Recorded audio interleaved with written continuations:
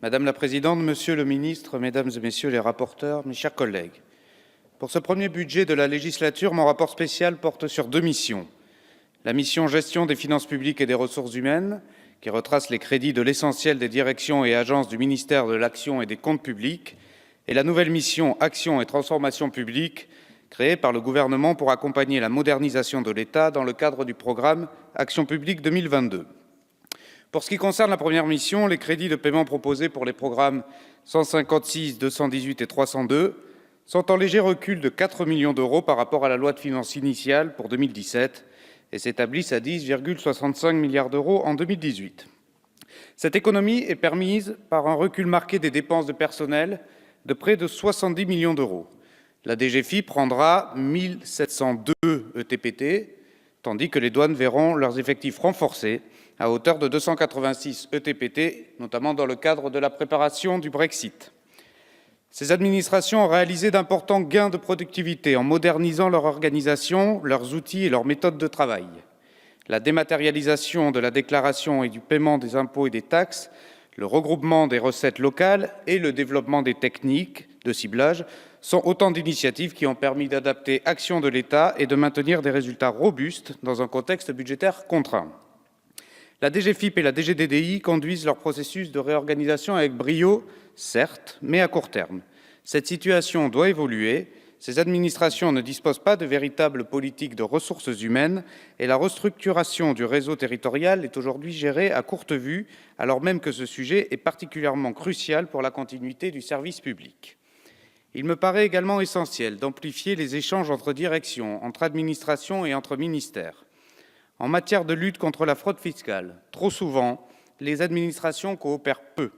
Cette situation n'a que trop duré et j'attire votre attention, Monsieur le Ministre, sur la nécessité de fluidifier les échanges de renseignements et d'améliorer les outils informatiques dont nos différentes administrations ont besoin, vous l'avez mentionné.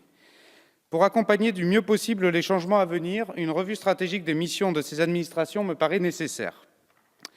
En ce sens, le gouvernement a lancé ce chantier avec la création du programme Action publique 2022.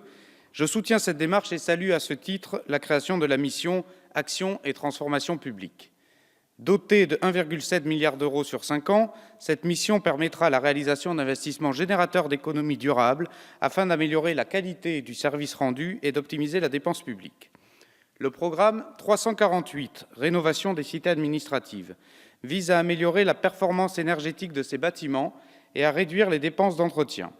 Il est doté d'1 milliard d'euros de crédits de paiement d'ici 2022.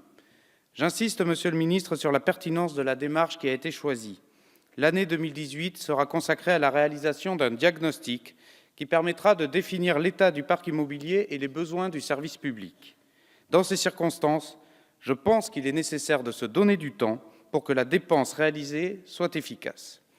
Le programme 349, Fonds pour la transformation de l'action publique, quant à lui, constituera le bras armé du comité Action publique 2022. Les obstacles à la réalisation d'investissements productifs dans la sphère publique sont connus. L'annualité budgétaire introduit un fort biais court-termiste. Les ministères sectoriels peinent à faire accepter au ministère des Comptes publics des projets d'investissement de long terme et les réorganisations sont délicates à conduire. La création de ce fonds à vocation interministérielle, doté de 700 millions d'euros sur 5 ans, dont 200 millions d'euros d'autorisation d'engagement dès 2018, permettra, je l'espère, de s'affranchir de ces difficultés qui ont freiné la modernisation de l'action publique depuis trop longtemps. J'espère, Monsieur le Ministre, que vous viendrez régulièrement présenter devant notre Assemblée l'avancement de ce projet, les réalisations concrètes et les gains réalisés. À ce sujet, je défends dans mon rapport spécial l'idée selon laquelle l'évaluation des politiques publiques doit retrouver une place centrale dans le travail du gouvernement et du Parlement.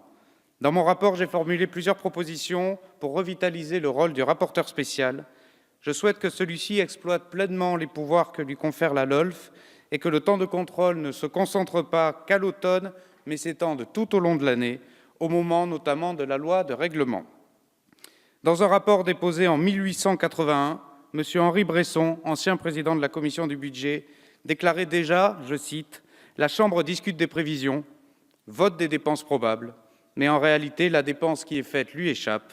Nul n'est là pour vérifier si la pensée qui présidait à la confection du budget a été fidèlement obéie. » Le sujet est connu, Monsieur le Ministre.